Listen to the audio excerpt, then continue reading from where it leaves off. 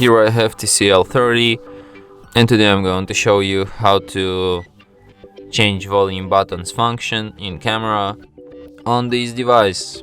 So firstly, let's open camera, tap on the gear icon to access its settings, and here you have volume button function.